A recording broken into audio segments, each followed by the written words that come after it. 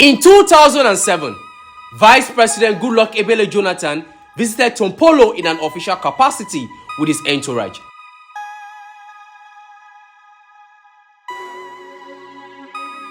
But that day, Tompolo made his authority known. This is our area. His jurisdiction and command was known on that visit. But instead, it was the militant that escorted the vice president that day. The vice president entourage was prohibited from stepping on entering into his camp. Only the vice president was allowed to enter. Even the vice president could not say no to Tompolo. He was the last of the 7 children from his mother and the only male.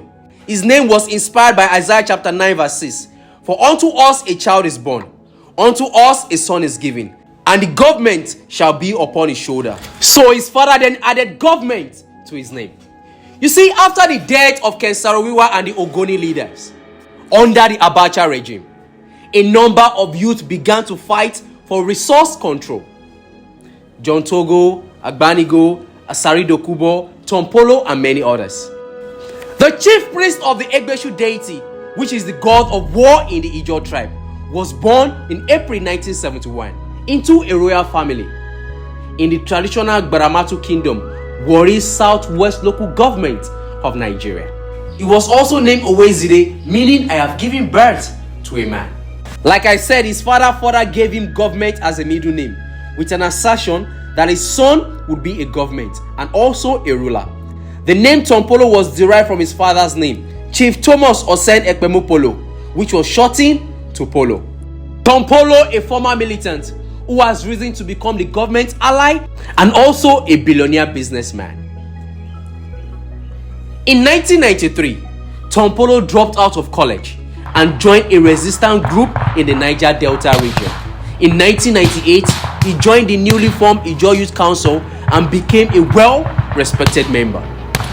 He also participated in the formation of MEND, and soon afterwards, Ekpemopolo quickly rose to a high commander in MEND. Tompolo was in command of thousands of militants and was very successful in attacking the insensitivity of the government and the multinational oil companies to the exploitation and degradation of the Niger Delta people.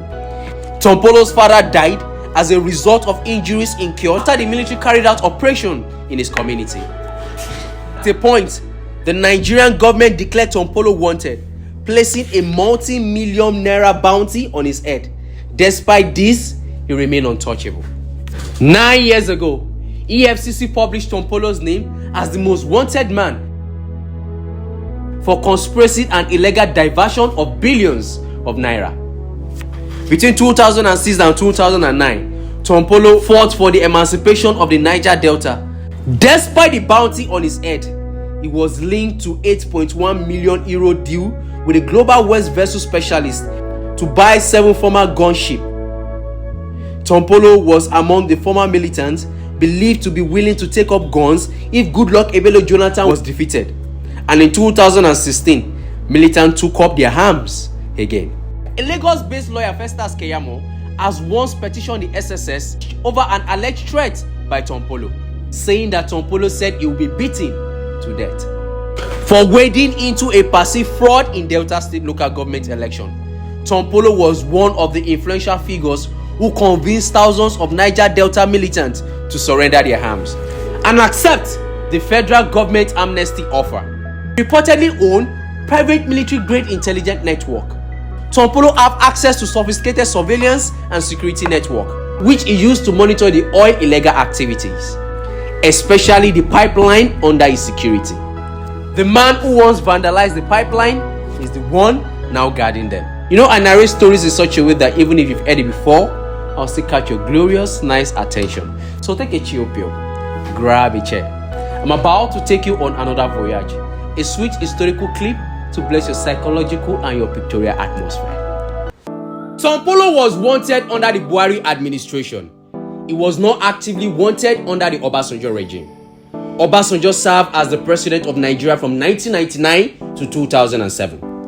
Festus Keyamo said that Tompolo was awarded contract to provide certain services to the Nigerian Maritime Administration and Safety Agency, but alleged that the agreement were used as a front to steal money.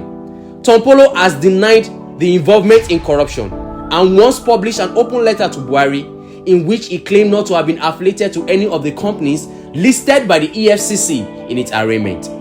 Under the country amnesty program, which was launched in August 2009, some of the 30 former militants received monthly subsidies of 65,000 naira and employment opportunities in an attempt to keep the tense peace in the region. In 2009, Brigadier General Sakinyaki Bello, commander of the Joint Military Task Force in Niger Delta, had declared Tompolo as the most wanted man in Nigeria.